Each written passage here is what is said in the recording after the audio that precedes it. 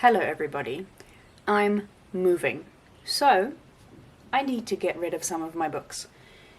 If I were just moving somewhere close to my home now, I obviously wouldn't need to get rid of all of my books, or not all of them, but some of my books, because I could just take them all with me. But I'm moving overseas. I'm moving very far away from my home. I'm moving all the way to Germany. And so I can't take all of my books with me, but I'm going to try and take as many as possible. And so I thought, before I do try and take as many as possible books as I can, I should go through my bookshelf and just see if there's any books that I want to get rid of. That I know that now that I have this ultimatum of trying to minimize my bookshelf, that I'm never going to read because I'm not really that interested in them anyway, and they were just on my bookshelf because I thought I might read them someday. But in reality, I probably will never read them, especially not now that I'm moving overseas. By the way, that was terrible. By the way, by the time you're watching this, I will already be overseas. I'm filming a couple of videos in advance because I'm going to be traveling for 2 weeks. Or 3 weeks, I think, maybe even, before I sort of settle down into my grand's house, because I'm going to be living with my gran for the first little while that I move there before I get my own place and, start my whole life there. So I'm filming a couple of videos in advance, but by the time you're watching this, I will already be overseas. But this is my bookshelf. For once, you can actually kind of see my bottom shelf where all of my classics are and all of the books that I have read. And so I think we might just as well start on the bottom shelf, because this is the one that I will be getting the most of the books rid of. What? No. This is the one where I will be getting rid of most of the books from. So let's start right there. A lot of my classics are not actually mine. A lot of the classics that I have on my bookshelf are my father's, that I'm borrowing from him, that I have been borrowing for the past probably 5 years. And how many of them have I read? Not very many of them. So let's just start right here. I'm gonna have to bend down awkwardly to do this, so you will see the back of my head for a little while, but anyway. Okay, first I should take out all of the ones that are actually mine, I suppose, which is not very many of them. I will go through all of the books that I'm getting rid of as well, obviously, and tell you what they are, just so that you know, and you can shout at me in the comments for getting rid of these books, but just know, I'm not actually getting rid of these, I'm just giving them back to my dad. So, okay, those are all the classics. Okay, this is going really well. Of these, The Scapegoat by Daphne du Maurier. My books are falling. The Black Tulip by Alexandre Dumas, Jane Eyre, and The Picture of Dorian Gray are my father's. So those are all going back to him. I am going to hang on to The Picture of Dorian Gray for a little bit longer because it is a short book and I think I might be able to read it before I go. So I'm going to hang on to that one for a little bit. I'm going to put it on my TBR pile, which is getting longer and longer by the day. But these three so far are gone. And then I have Vile Bodies, The Tenant of Wildfell Hall, or Wildfell Hall, Wildfell Hall, and Orlando by Virginia Woolf, which are mine, and I'm keeping them. I haven't read any. No, I have read Vile Bodies. Then I also have Oranges Are Not the Only Fruit, With the Wind in the Willows, The Years by Virginia Woolf, The Blacker the Berry, The Bell Jar, Last Exit to Brooklyn is also my father's, and then Whose Body by Dorothy L. Sayers. And I read Whose Body and I didn't love it, so I think I'm going to get rid of it because I'm not going to read it again, and I don't need to keep it if I'm not going to be here to have it on my bookshelf anyway. So this one is going back to my dad, and this one is going to the donate pile. And then, obviously, all of these I'm keeping. Actually, The Wind in the Willows is also not mine. It's our family's. I actually don't know whose it is. But it will just go back onto the family bookshelf. So that's also off my list. Then I have The Story of an African Farm by Olive Schreiner, which is mine and I'm keeping. Fanny Hill by John Cleland is also mine and I'm keeping it. Women in Love by D.H. Lawrence is mine and I'm keeping it. Tess of the D'Urbervilles is my father's, so it's going back to him. Northanger Abbey, I think, is also my father's. I don't remember. Now I think it might be mine, but I'm not sure, and even if it was mine, it will be safe with my father until I come back. Then I have Tales of Beedle the Bard by J.K. Rowling, which is mine and I'm keeping. Buddhism for Bears, which is mine and I'm keeping. This is not a classic, but it just fits on the bottom shelf, so I put it there. And then I also have Eleanor H. Porter's Pollyanna, Mrs. Dalloway by Virginia Woolf, The Snow Goose by Paul Gallico, Atlas Shrugged by Ayn Rand, and Anthem by Ayn Rand. And I think Atlas Shrugged is my father's, so I'm going to give that back to him. But Anthem, I know, is mine. It's my copy of Anthem. My father also has a copy of Anthem, but this is my copy. So those are all mine and I'm keeping them. Then we're going to move on to the books that I have read, and some of which I will be getting rid of because I'm not going to read them again, and I didn't like them enough to want to keep them just for the sake of keeping them. And then others I will keep because I'm keeping them for the sake of keeping them, you know? Okay, so we'll start here. The Susan Effect by Peter Hue, or something like that. He is a Danish author, and I quite enjoyed this book, so I'm going to keep it. Then The Devil in the Dark Water by Stuart Turton I also have read. I enjoyed this book, but I know I'm probably not going to read it again. It's quite a big book, and I didn't like it as much as The Seven Deaths of Evelyn Hardcastle, so I'm going to get rid of this one. Long Way to a Small Angry Planet by Becky Chambers. I really loved this book when I read it, and I would like to reread it, so I'm going to keep it. I'm not taking it with me, though. When Women Were Dragons by Kelly Barnhill. I have a lot of tabs in this book. You might not be able to see them very well. There we go. I have a lot of tabs in this book, and I will have to go through this book. Okay, I've underlined with a pen in this book, so I might have to keep this one. I was potentially thinking of giving this one away, but now that I've underlined in it with pen, I think I'm going to have to keep it. I did enjoy this book, but I've not thought about it really much since I read it, so... And then I have I, Mona Lisa by Natasha Solomons, which was one of my favorite books I read last year, I think, and The Truants by Kate Weinberg, which was also a really good book, and I'm keeping both of them. Then I have another stack of books I've read, some of which I'm keeping, some of which I'm giving away. Crank by Ellen Hopkins is one of my favorite books I've ever read. I should probably reread it so that I can see if I actually still feel that way, but when I read it when I was a teenager, I loved it so much and it made such a big impression on me, so I'm keeping this forever. Women by Chloe Caldwell. I didn't particularly like this book, but it was such a strange book that I've been thinking about it ever since I read it, and I want to reread it actually, because I feel like I need to reread it to just read the story again and try and understand what was happening. And then maybe I might still hate it and want to give it away anyway. But for now, I'm going to keep this one. The Method by Julie Zay, I'm keeping because I love this book so much. It was also one of my favorite books I read last year. I'm keeping that one. Out of Love by Hazel Hayes, I'm keeping. Where'd You Go, Bernadette by Maria Semple, I'm also keeping. Vox by Christina Delcher, I'm also going to keep. Although, do I really want to keep this one? I know I liked it a lot, but did I really like it that much? I feel like I could give this one away. I'm trying to be strict with myself and cull as many books as possible. So I think I'm going to get rid of Vox. I did really like it, and it is another one of those totalitarian future books, as is The Method. And I kind of want to make a whole video about totalitarian future books at some point, but I feel I haven't read enough of them yet. So for now, I think I'm going to get rid of this one. then Sweet Bitter by Stephanie Danler is such a good book.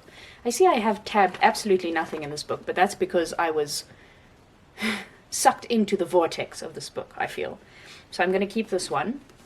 The Prince of Mist by Carlos Ruiz Zafón is an interesting one because I read this as a teenager and I really loved it.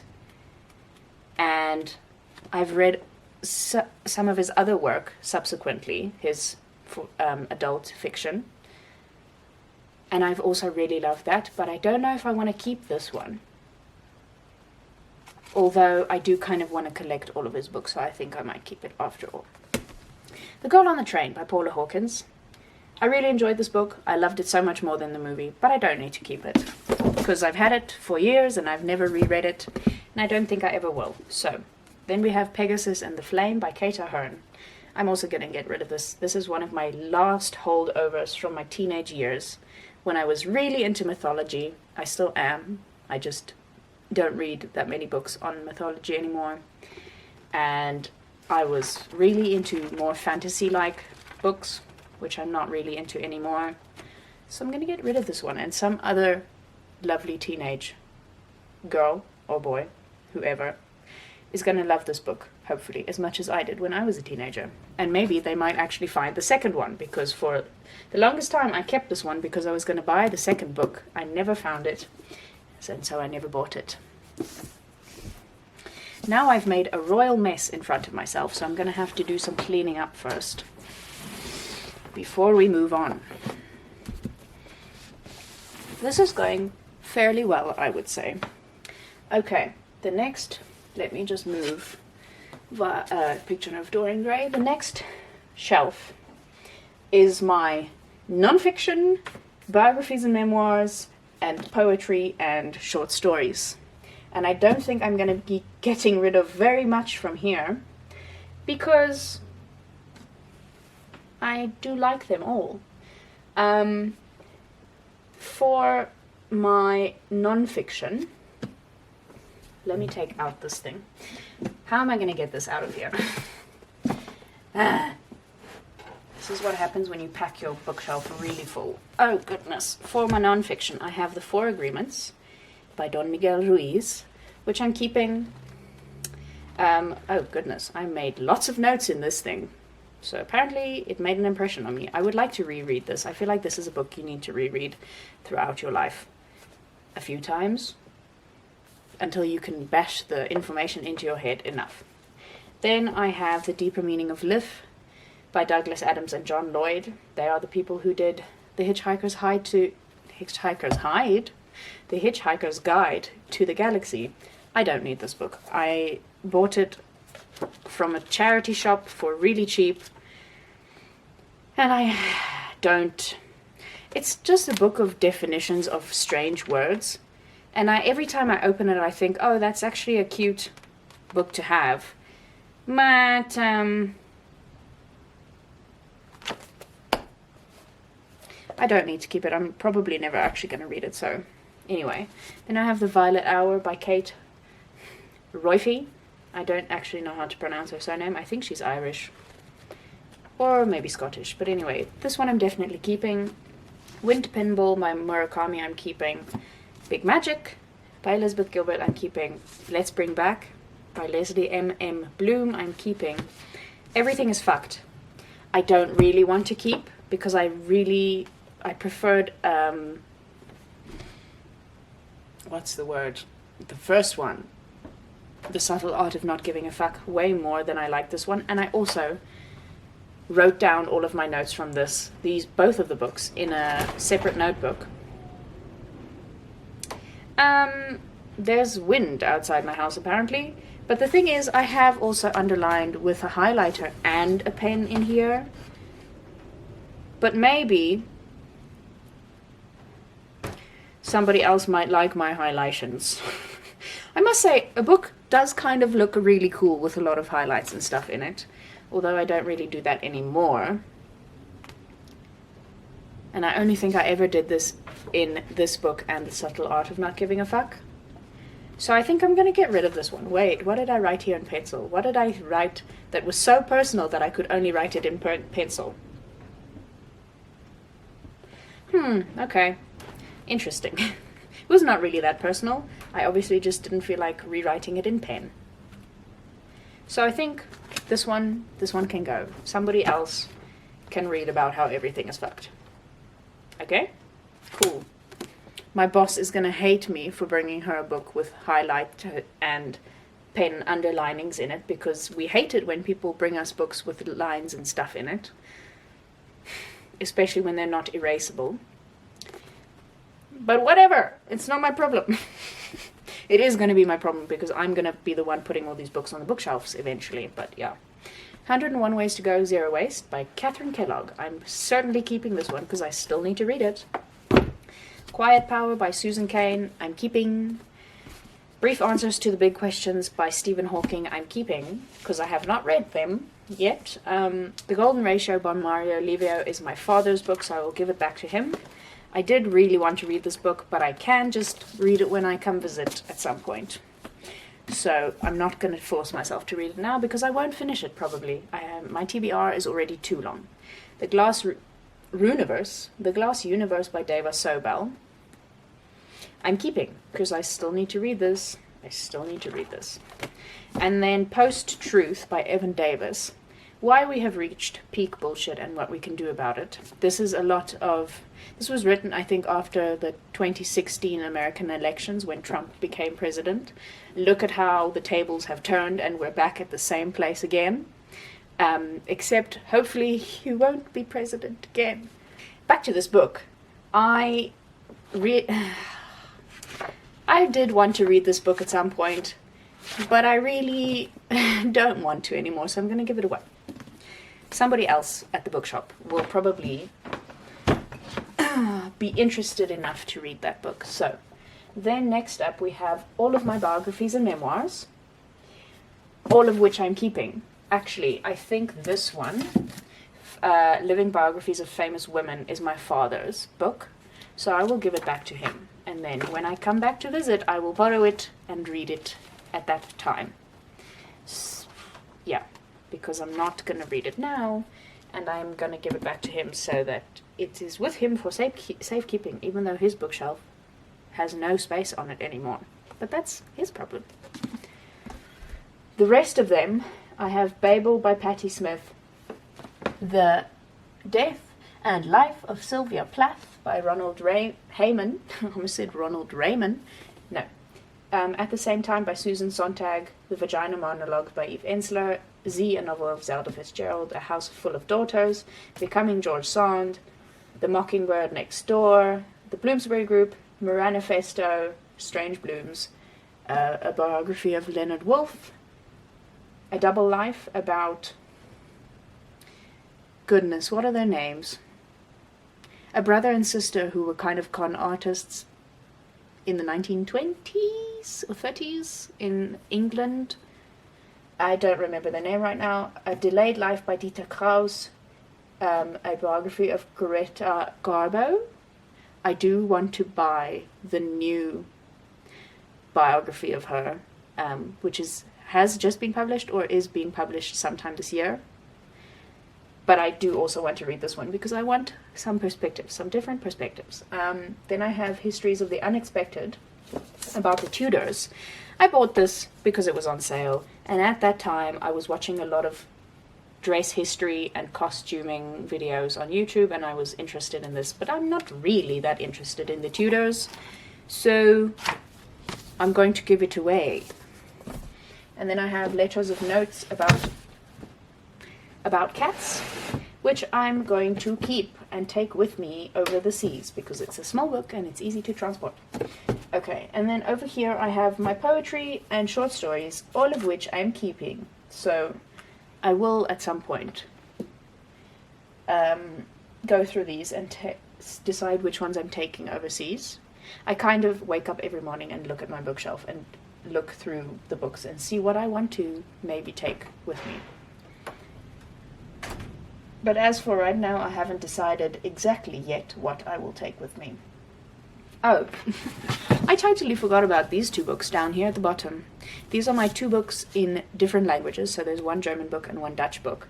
This book in Dutch, a friend bought me because she mistakenly thought it was in German. And it is a Nikki French book which has been translated into Dutch. I had plans to read this year as part of my Wind is Howling, as part of my TBR challenge of reading books in different languages, but I will not have the time to read it before I go to Germany, and so I'm going to give it away because I don't need it anymore. And then also this German book, Der Ruf der Pferde by Jutta Beirichen. I need to practice my German. I'm also going to give this one away because I'm never going to reread it. Right, moving on swiftly all the way to the top shelf. This bookshelf is not going to lose very many books. Oh, I also should say, these two are also non-fiction. Scratch, compiled by Manjula Martin, is one of my favorite non-fiction books I've ever read. It is all about publishing books, editing. It's a book about writing by writers.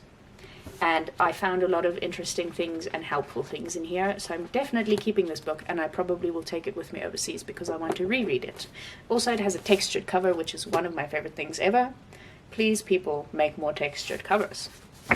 And then I have The Alchemist by Paulo Coelho, which is my father's book, so I will give it back to him because I don't know if I will have the time to read it before I go, but I might keep it until I go, and if I haven't read it by then, I'll give it back to him. So it's going up on my TBR pile for now.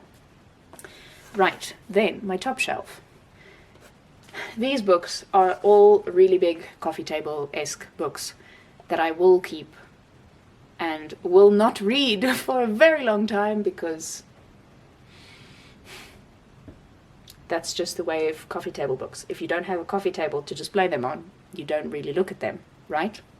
So I have Women Who Write, by Stefan Bollman. Then I have Eminent Victorian Women by Elizabeth Longford, The Nature Notes of an Edwardian Lady by Edith Holden, Flame in the Snow, which is a collection of letters between Ingrid Jonker and André Pierre Brink, and then Photo Wisdom, which is a book my dad gave me, which is a book of photographers' pictures and stories and things. And then I have The Sweetness of Water by Nathan Harris, A Tall History of Sugar by Cordella Forbes, Colson Whitehead's The Colossus of New York, No One Is Talking About This by Patricia Lockwood, My Sister, The Serial Killer by Oyinkan Braithwaite, Women Who Run with Wolves by Clarissa Pinkola Estes, A Tale for the Time Being by Ruth Ozeki, A Very Large Expanse of Sea by Tehere Mafi. One of my friends lived in the UAE for a while, and so she has tried to teach me how to pronounce this name properly, but every time I read it, I forget. So I'm sorry if I mispronounced it, but I do try. And then I have Their Finest by Lissa Evans, My Year of Rest and Relaxation by Otessa Moshfegh, Our Wives Under the Sea by Julia Armfield, Labyrinth by Kate Moss, Unaccompanied Women by Jane Jaska,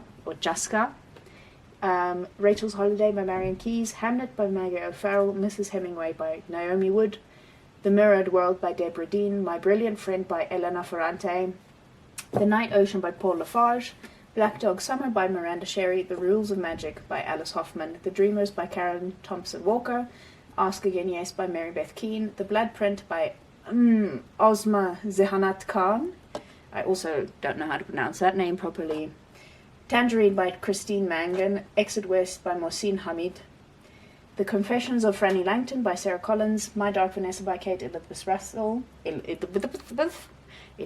Russell, and The Truth Must Dazzle Gradually by Helen Cullen. Okay, of these books, I know that I want to get rid of Labyrinth, Rachel's Holiday, The Rules of Magic, and The Blood Print, because those are books that I will, in all likelihood, never get around to reading. I don't really care to read The Rules of Magic because, first of all, I haven't read Practical Magic. I don't really want to read Practical Magic, and so therefore I don't want to read The Rules of Magic. So that one is going.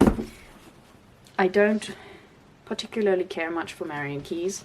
I haven't read anything by her, but I also don't feel an absolute burning desire to read anything by her. If I do happen to read one, her books one day, then that's fine, but I don't need to keep this book. And then The Labyrinth by Kate Moss, or just Labyrinth. I really did want to read this book when I bought it a long, long time ago, but it's been on my bookshelf for at least 6 years, maybe even 7 at this point, and I haven't gotten around to it yet. So will I ever get around to it? Probably not. So it's going. And then Bloodprint, I don't really know much about this book. This was given to me as a present for my birthday probably 5 years ago now. Yeah, I think 5 years ago. And so I still haven't read it, and I don't think I ever will. And so it's going.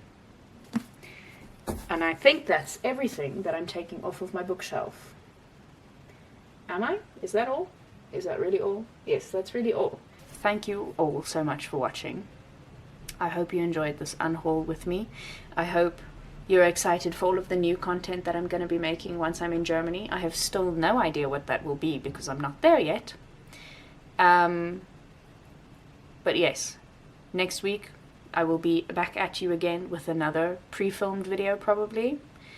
And it will probably be a list of or picking the books that I'm going to be taking with me, since I've now just unhauled all of the books that I don't want anymore. Maybe next week I will do all of the books that I want to take with me and see how many there are, because I'm sure there are going to be quite a lot. But anyway, thank you all so much for watching. I will see you all again next week with another video. Bye.